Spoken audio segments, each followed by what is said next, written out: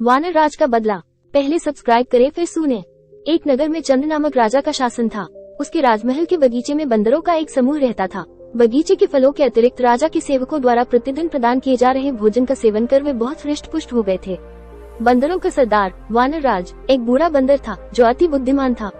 समय समय पर वो अपना परामर्श बंदरों के समूह को दिया करता था।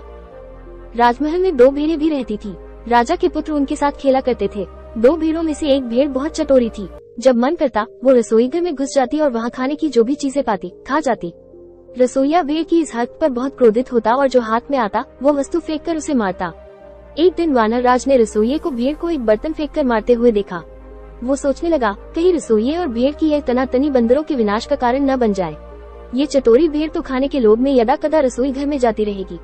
यदि किसी दिन क्रोधवश रसोइये ने चूल्हे की जलती हुई लकड़ी उस पर फेंक दी तो अनर्थ हो जाएगा। भेड़ का ऊन से ढका शरीर आग पकड़ लेगा। भागते हुए भेड़ अस्पताल पहुंच गई तो सूखी घास से भरा अस्पताल धधक उठेगा। घोड़े जल जाएंगे और फिर वही बंदरों का काल बनेंगे। यह विचार मस्तिष्क में आते ही वानरराज ने अपने समूह की सभा बुलाई और अपना संदेह जाहिर किया। उसने परामर्श दिया कि इससे पूर्व की रसोइये और भेड़ों के बीच की लड़ाई हमारे लिए प्राणघातक सिद्ध हो, हमें राजमहल छोड़ देना चाहिए, अन्यथा हमारा विनाश निश्चित है। किंतु बंदरों ने उसकी बात नहीं मानी। उन्हें लगा कि उनका सरदार अब बूढ़ा हो चुका है और व्यर्थ का भ्रम पाल रहा है। वे राजमहल के भोजन के आदी हो चुके थे, इसलिए राजमहल छोड़ने को तैयार नहीं हुए। परंतु वानर राज ने तत्काल राजमहल छोड़ दिया।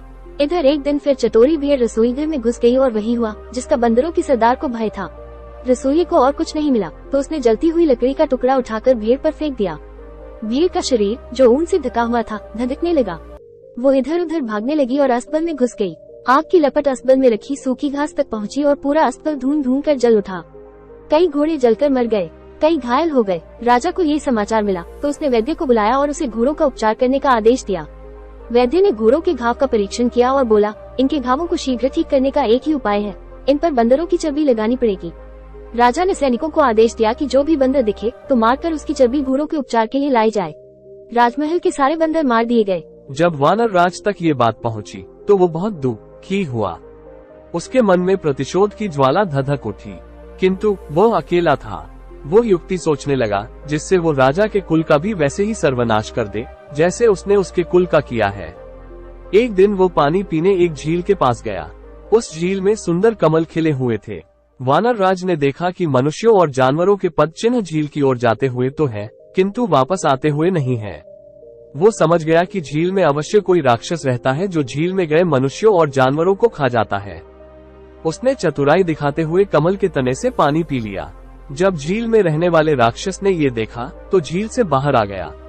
उसने कई आभूषण पहने हुए थे।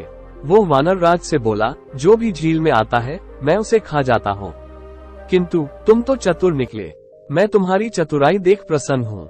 मांगो क्या मांगते हो? वानर राज बोला, एक राजा ने मेरे संपूर्ण वंश का नाश कर दिया है, मैं उससे प्रतिशोध लेना चाहता हूँ। आप मेरी सहायता करें, मुझे अपना कंठहार दे दे। मैं आपको वचन देता हूँ कि मैं आपके आहार के लिए राजा और उसके अनुचरों को इस झील में लाऊंगा। राक्षस ने वानर राज को कंठहार दे दिया। वो हार पहनकर बंदरों के सरदार राजा के नगर पहुंचा।